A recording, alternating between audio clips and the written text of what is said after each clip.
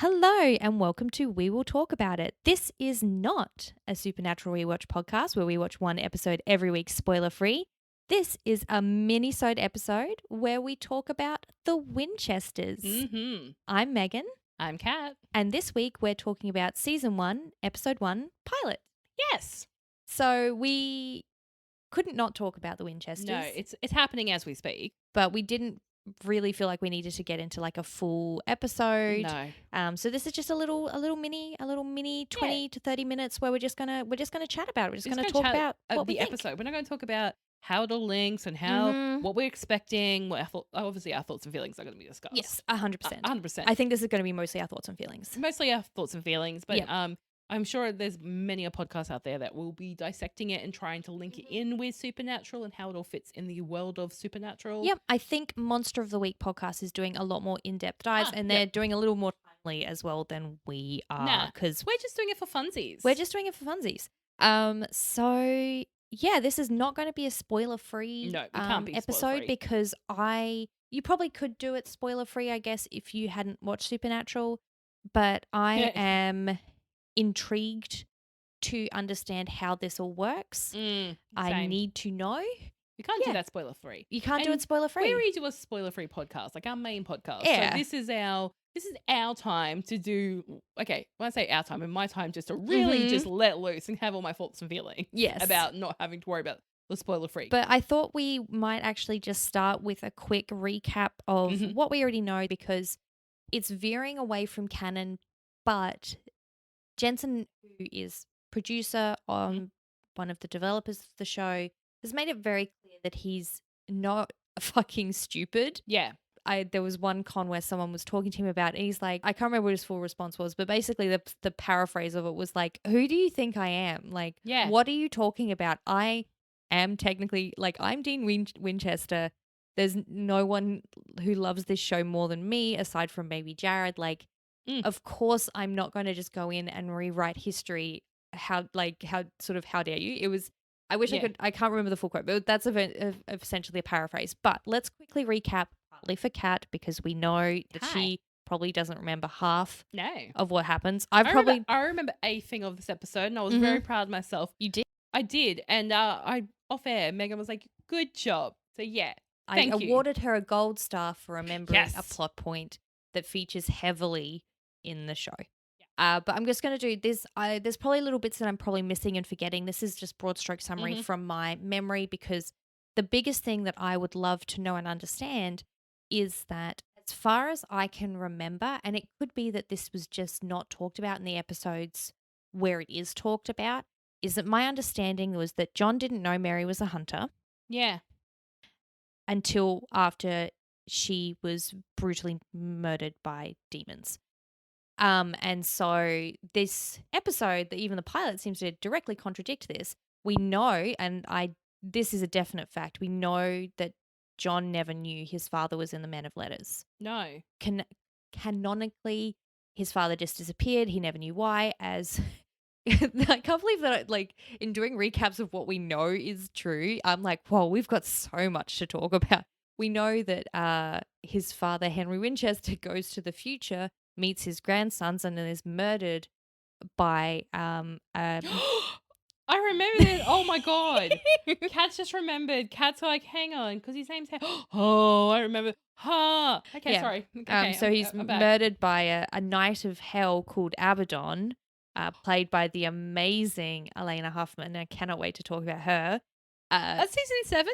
Season 8, I think. I can't remember, guys. This is going to not be as well researched either, because this is literally just us talking shit. But so he goes into the future and he never comes back because he gets murdered by a knight of hell. So and that's where he goes missing. Yeah, okay. So he definitely never knew his father was in the Men of Letters. Yeah, because he just disappeared. I.e. time travel to meet his grand. Wow. Yeah, so canonically what we know is that, again, we have so much to talk about, guys. Oh my God, I'm so excited. 15 seasons is all 15 seasons, but we know we're in season 2.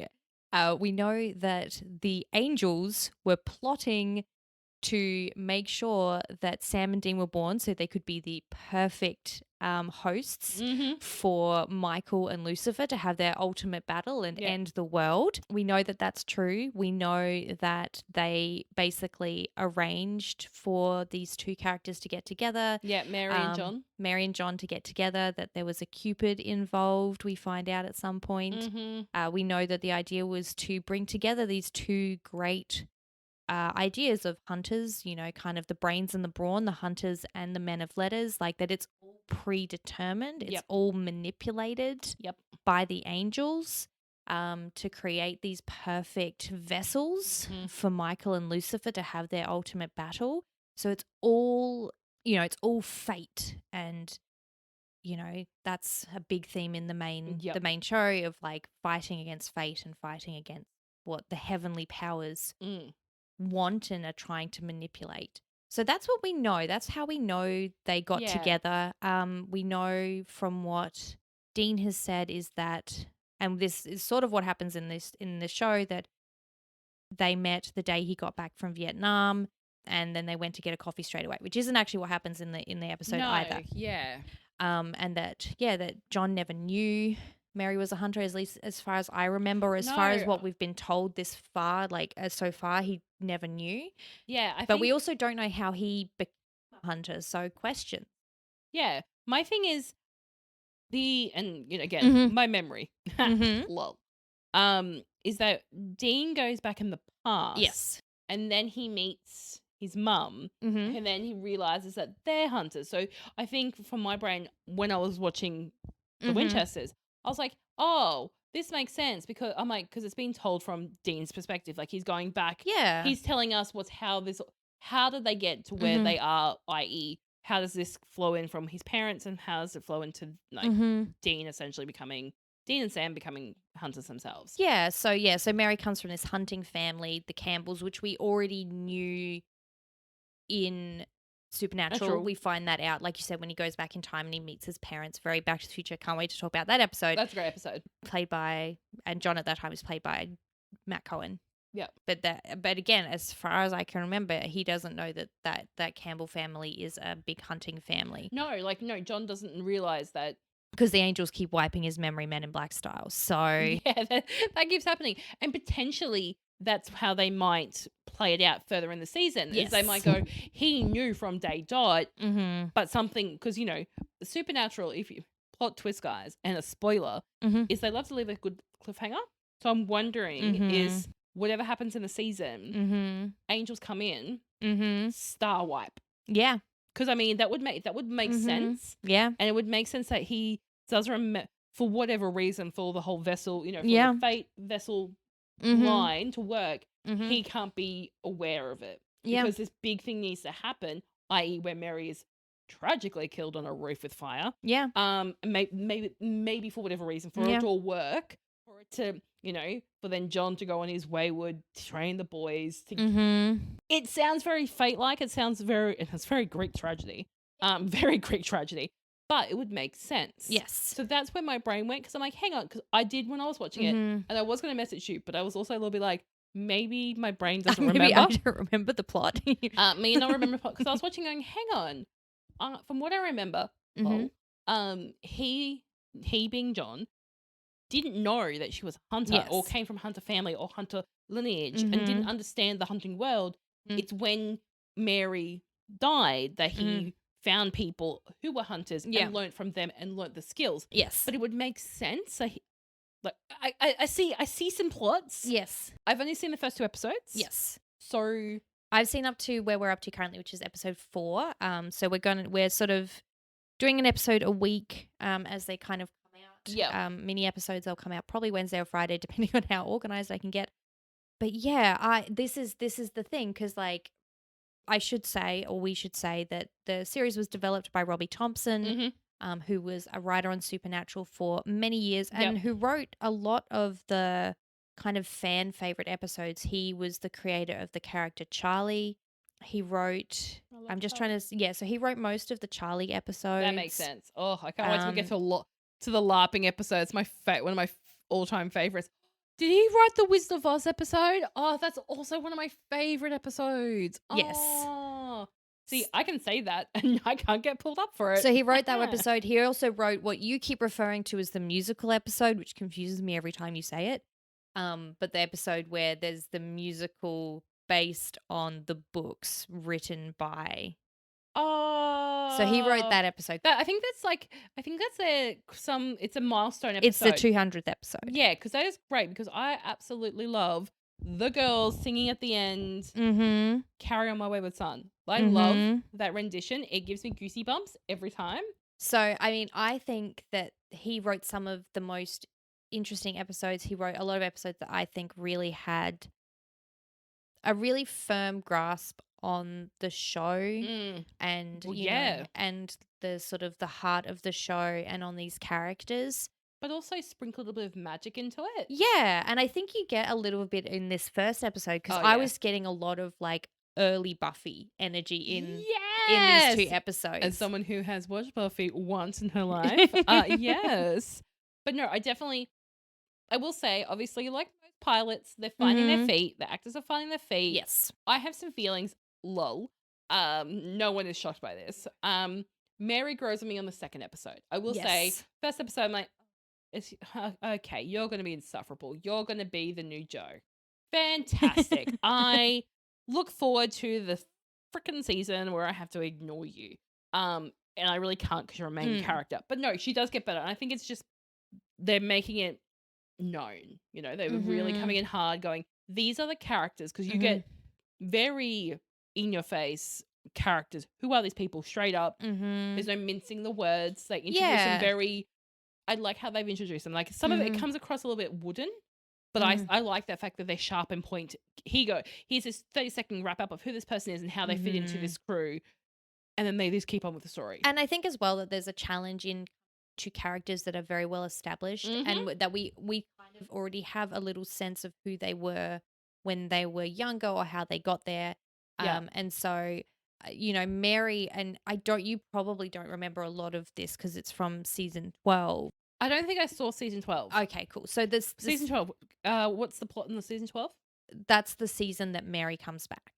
Yeah, no, I saw that season 11. That's the darkness episode. The season. That's where I stopped. The darkness. Okay, so the Mary season, and this is a real problem that I have with Supernatural in general, which is that they introduce these really big and interesting concepts, but then don't really take them all the way. And they really do try to introduce this really interesting idea of this woman who was born into this violent world, who was born into hunting, who wanted to get out. You know, she says that in the episode that once she finds her dad, she's getting out for good. Like, and that was a big plot through Supernatural. Makes sense. And again, it makes sense if you're just looking at it from season 1 perspective. Yeah. Because you're like, there is no hunting here. Yeah. No hunting vibes anyway. Yeah, and what we find out in later seasons, in the seasons where Mary is a character, is that she actually didn't stop hunting 100%. No. Once her kids were born. And that kind of that Dean essence of like, I mean, which again we have not gotten to in our main podcast, but like that he's always wanting to try and get out, but he never can. He always gets pulled back in, and like, and that kind of push and pull. And so they sort of explore that as well as exploring the idea of her coming back to life and like having adult sons who are now older than she was when she died. And kind of what that does. But they never really do a good enough job for me at least, of really exploring that. And a lot of people don't like Mary when she comes back. Yeah, I remember reading that. Like, I wouldn't remember anyway, even if I did watch it, let's be real. But yeah, I do remember reading articles where people were like, oh, this seems very forced. Yeah, and I don't think having watched it, and we'll talk about it eventually, I don't think it was super forced. I think it's just like they wanted her to, this is me being controversial potentially. I think a lot of people wanted her to come in and heal the boys and be like, she's back, she's healed. She's the motherly figure. She gets to be this mother figure that they felt they missed and they had lost. And that I really appreciated, as much as they did not necessarily succeed, that they tried to be like, she is a more complex character than that. She deserves to be more complex than just coming in to save them. Yeah, she's and so I think this, in a way, is kind of helping to tell all of that story of who Mary is. And I mean, you saying that, and just from the first 2 episodes I've seen, I get that because she's very Dean. She's very Dean. So we will say, like, John is very much on the lanky, Sammy side, which we love. Yes. We love a little goof. And I will say, Drake, who plays, so I should announce the actors. Yes. So Mary is played by Meg Donnelly, and John is played by Jake Rogers. Yep. And I definitely felt like his physicality as well was a bit Sam. Like he would do certain expressions and I'd be like, ooh, okay, that's very Sam. And again, very interesting. And I know this is intentional. Robbie Thompson, I see you. I see what you're doing. This idea that John did not start out the way that he ended. Yep. And we talk a lot about his problem, like our problems with him as a parent. You know, I think we've said a couple of times he was a good person, but not a good parent. And that's okay. And that's, I mean, it's not okay. I mean, it's not okay for the kids. But it's not an invalid experience. No. And I think that's why a lot of people are struggling to watch the show because they're like, I related this to a little too much with my own family member that I see that they do not start out this way. And we get to see the start. And unfortunately, they've made it very clear that they're not rewriting his history. That he will still end where he ends up. And he needs, and I think that's the thing. I'm really glad that they committed. And I mean, again, I never put doubt in that because Dean, like Jensen knows what's up. He knows the score. He knows the tea. Yes. I like the fact that he was an innocent soul. He wanted to go serve his country. He's a Nam vet that comes with its own traumatic imprints. And we definitely see that in this episode. Yes. And he was potentially pre-war. He probably was this kind, and he was again good person, bad parent. You definitely are seeing the good. You're seeing a Sam. You're seeing a very very Sam prior to him losing Jess. Yes, very sweet. Very. I mean, again, as if we're speaking of this episode, very sweet. A little bit damaged. Has some a little bit of traumatic stuff going on. And I think as it gets further, and especially if they if they do, we don't know.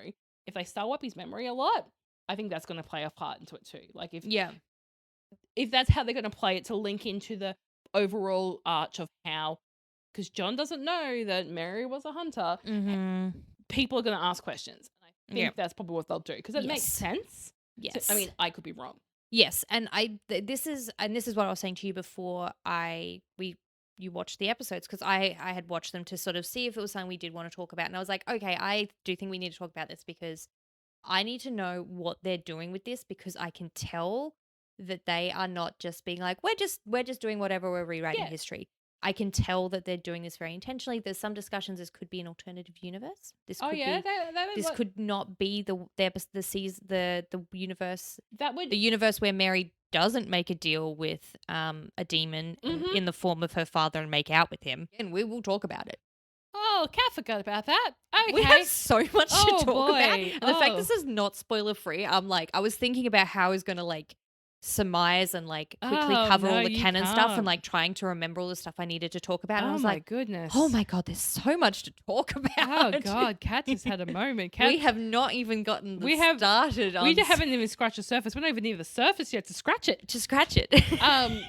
It would make sense because at the end of this episode, it flashes to like, you would say nowish, and we see Dean in the Impala and he's like, right now, I'm collecting the music. I'll be responsible. And I'm like, well, he's like, I'm still choosing the music, which is something from the pilot of Supernatural. Yeah, and it's cool that I'm wondering because it would make sense. Like, if it is this alternate universe, is Dean not Jensen, not rewriting history, but is he glossing? Because he does like to. He likes facts, but he unreliable narrator. Yeah, that's the vibe. Like, well, there's some interesting things that fans have pointed out about this version of the Impala. This version of the Impala has their original Kansas plates on it from from season 1. Yep. And it has the Samulet. It has the amulet that he gets rid of in season (4). Yep. And so there's some questions about when is this, how is this occurring, when is this occurring, what where whomst, like, there's questions. Yeah, there's a lot of things that I sort of picked up on, which gold star. Thank you very much. I'll accept that. Thank you. I award you another gold star for noticing plot points. You're welcome. I love that I have so like you're welcome. Like I'm like like you're welcome. You're welcome. Yeah. Kat, you did a thing that most people do just without needing a gold star. Well, well, surprise. We have to talk about it. We know that when Supernatural first started, it was very whitewashed. We can't ignore that because it was a time. It was 2005. It was 2005. Well, we were making strides. We'll get to I love that the cast now, they've made a very conscious effort of being well-rounded. Yes. It's very inclusive, and I'm here for it. And we will talk about it because there are obviously some... Should we just talk about it? Because we don't have to go in any particular order in this episode. No, we don't really. Should we talk about Carlos and his entrance? Oh my God. Being the best entrance maybe in the history of time. Because that was the moment where I was like, I basically like sat up being like, I'm listening now. Same. Because what happens is, John comes home from the war. Do you know what I'll do? I'll do a really quick. I'll read the synopsis from the episode. Thank you. We need a synopsis, and then we can talk around. Then we can go back to talking about Carlos. Yeah, about he's fabulous. He's fucking fabulous. His fabulousness. I'm into him on most possible. Jelly of the hair. Oh, this hair. So when John returns home from fighting in Vietnam, a mysterious encounter sparks a new mission to trace his father's past. In his journey, he crosses with a 19-year-old demon hunter, Mary. So he's, I think, 19, who is also searching for answers after the disappearance of her own father.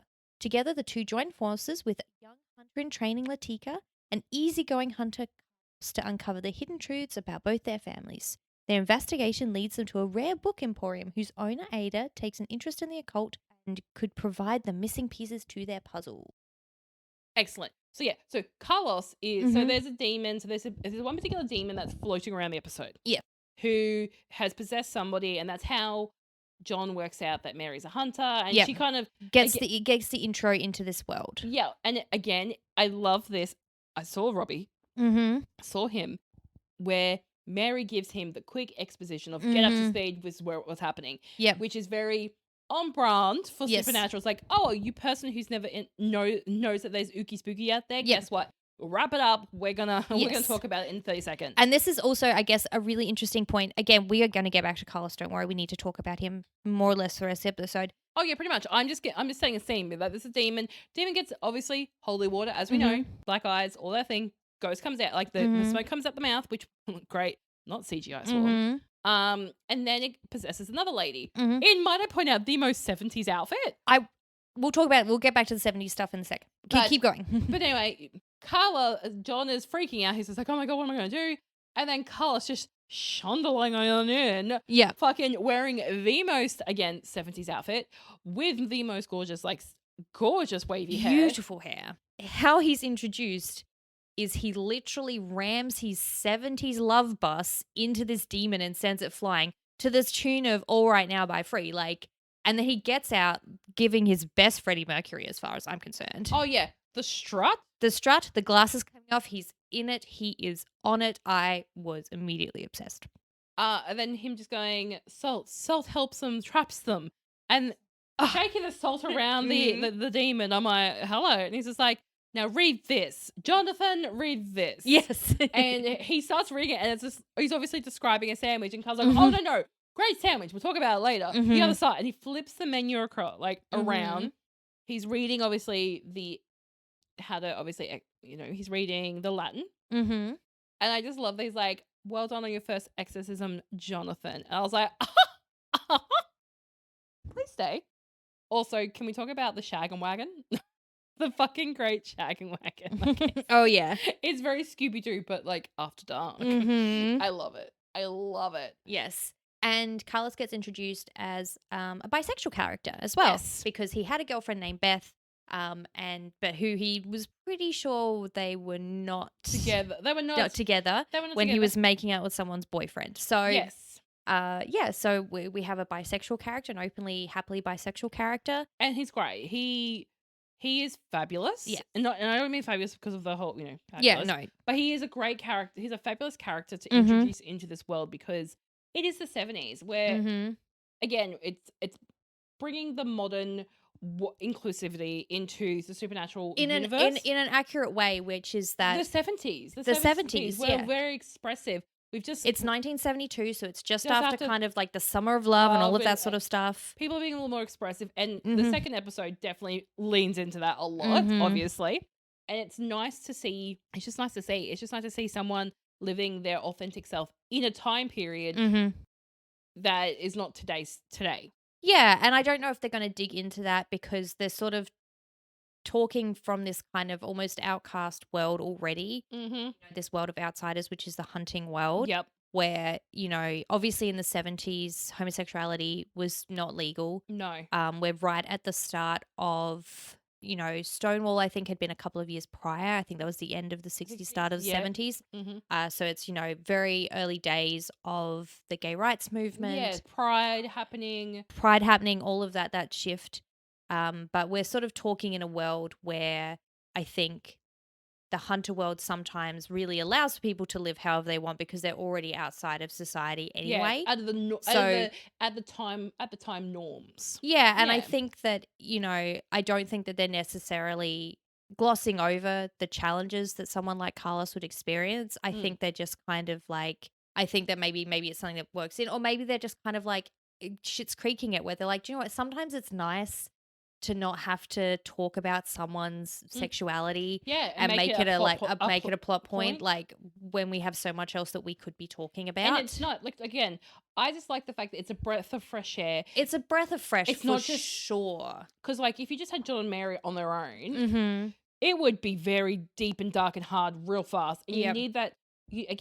Supernatural has always been very good at balancing out the rough, the raw, the grit with a bit of comedy or a bit of humanity or a little bit of it brings it's well rounded in the sense that it knows itself. And if you look at all of Robbie's episodes, all of the Charlie episodes or fan fiction, which is the musical episode, like they have that lightness and that like that side of things, and I think he's really bring this. I don't know if you'd consider him the showrunner necessarily, the way that Kripke obviously was, but I definitely see that it's helping. Yeah. And we also get another character, Latta or Latika is her full name.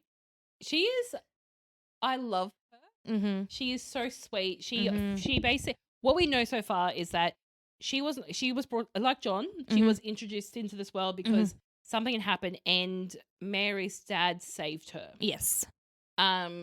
There is a person that is named Maggie. We don't we're working out who Maggie is. But yeah, Mary is very much saying to Letta, get out, don't get involved, don't get sucked in, don't go down this rabbit hole. It's a bad rabbit hole. Once you're in, you're in. Take it from experience. And I love that she's like, no, I'm here. Your dad helped me. Samuel, which we find out, which I did forget, and then I remembered as soon as it said Samuel, like, oh, that's right. Sam. Named after Samuel. Named after Samuel. So if I were to say Samuel, I mean Mary's dad. I don't mean Who Sam. In this series, because he will show up later, played by Tom Welling. Okay, Superman from Smallville. Yeah. Which Jensen was also in. He played Dark Angel. I watched Dark Angel. That was a real... Wait, let's slow down. Jensen was in Smallville. He played, I think, Red Hood from memory, and he left Smallville to join Supernatural. So there's a connection there of why Tom Welling is now playing Samuel Campbell. You've watched Dark Angel. I've watched 2 episodes. Isn't it just not... What I was expecting? Isn't it much better than anything deserves? Why did it get... I mean, I know why it got cancelled. Like, 2000s was cutthroat. Also, it took me a second. I was like, oh my God, it's baby Jensen Ackles. Yeah, tiny baby Jensen Ackles. The birth of my sexual awakening was tiny baby Jensen Ackles. I see it. I see it. Yeah. I see it. Yes. I saw you. I hear you. I stand with you. Yes. So I see it. I like the fact that they're starting to intertwine, because I was like, why are we caring? Like, I know why we're caring about the Men of Letters for, obviously, John's part. We're getting the hunting, which was always going to be part of any kind of alternate universe or not alternate universe, but like a show that is in the universe of Supernatural. But I liked how near the end of like midway to the end of the episode, they started linking, going, oh, we can use this Men of Letters tool to help us catch a demon, which is what we need. And this is what happens because Ada is possessed by the demon. Yes. Of the episode. Yes. And I just love that it starts to marry, it starts to intertwine, it starts to, knead it and fold it in together. Yeah. And make it something. And we sort of get introduced to kind of their version of the bunker that we have in the latter seasons of Supernatural. Yep. Which is being called the clubhouse kind of jokingly. Yep. But we get it because John, upon returning from Vietnam, meets a man he's never seen before, gives him a letter, and then disappears. And we do not know who this man is. Oh, I wonder what he looks like, Megan. I don't know. We don't know. The internet is rife with suspicions about whether it's a certain angel, whether it's a certain hunter, a demon maybe. We don't know. We don't know who it could be. And again, because we have a lot of theories, because we obviously have watched Natural about, is it Cass? Is it Dean? Is it Sam? Yeah. Is it potentially is it someone from the opposite side? Because of the boys being the vessels, both good and evil. You know, the old tales all the time. Good versus evil. The boys are the vessels. Both Do you sides. just want it to be Mark Sheppard? Yes. Is that a problem? Because when you're like, maybe it could be a demon, I don't know, some kind of king of hell, potentially. Maybe some fucking awesome fellow that I fucking love, and he has a little bit of a homoerotic, fantasy with Mr. Dean. Yeah. Yeah. Oh yeah. We will I cannot talk wait about their summer of love. Yeah. When Dean is the demon. We have a lot to talk about. I cannot wait. But he gives a letter, and that letter has coordinates to the Men of Letters. And so this explicitly has John knowing about the Men of Letters. Yep. Talking about them as like Freemasons, but real. And we also get towards the end of the episode the kind of big bad, which is which are supernatural, not of this world. Questions about what that means. I need to know.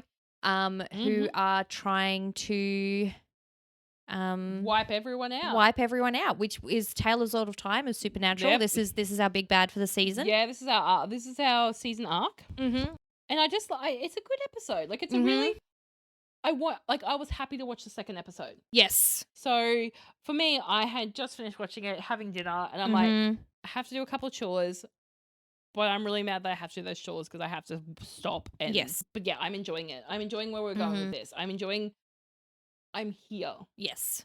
Because I was concerned. Yes. And no shade to Dean. No shade to Dean or Jensen. No, Dean or Jensen. Either one of them. Either one of them. Look, the character bleed is pretty real with Jensen and Dean. Yeah. So. Yeah, like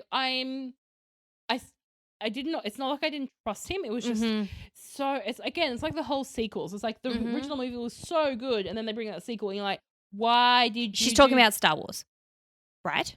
Oh, a lot of like any sequel. Okay, any sequel, right? Any sequel to like a big franchise, like Star Wars, or just like a lot of Shrek 2. Like Shrek, you can't talk about because Shrek 2 was fucking great. Yeah, but like a lot of. Oh, let's have Toy Story 2 was for a very long time the best rated film on Rotten Tomatoes. Oh, wow. Yeah. Wow.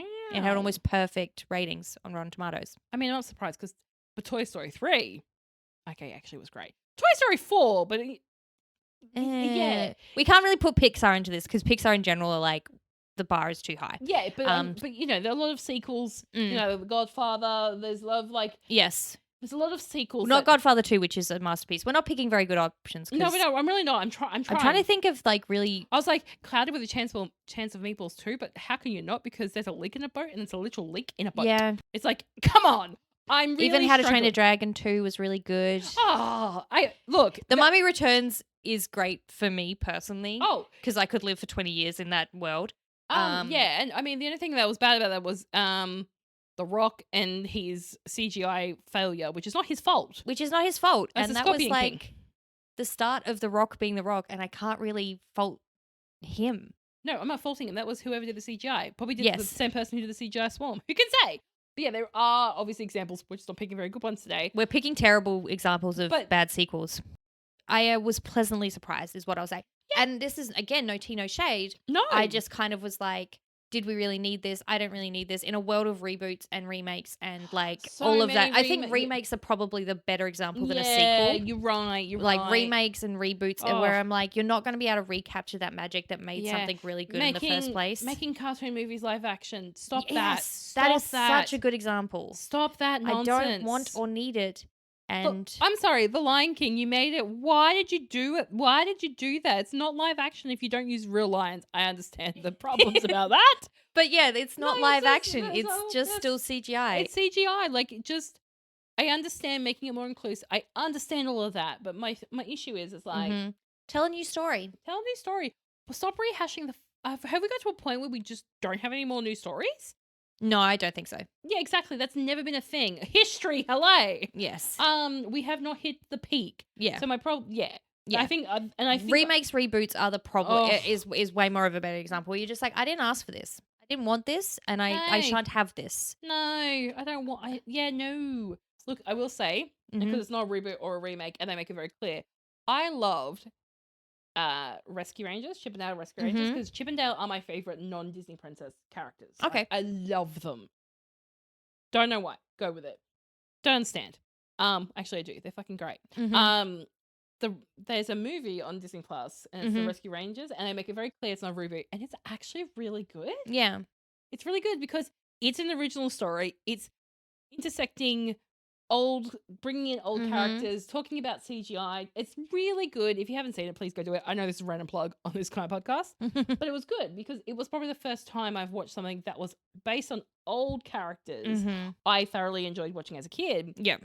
Put into a context that wasn't a reboot. Yeah. And I love that idea. Yeah. That's great. And it's very similar. I guess similar vein is that this is not a reboot. A reinvention is good. Yeah, reinvention. Oh, because I was just thinking, obviously, I'm watching a lot of Sesame Street currently, and it keeps reinventing itself and bringing itself up to date with what's going on right now without losing the magic of what we loved as kids or what even our parents loved as kids. So it's like kind of it's very much this. It's that it's its own story because it needs to be its own story to set. It's not trying to change Supernatural. No. It's trying to ground itself. It's not separated, but be in line with Supernatural, but stand on its own. Yeah. And you're very right. It's bringing things forward, questions that we may have had watching Supernatural, trying to answer them in a way that doesn't muddy the lines. Yeah. I like that. I like it too. That's us, guys. That's us, guys. We'll be back next week to talk about a full episode, and then we'll be back again to do the mini episode. Yeah. Bye, guys. Bye, guys.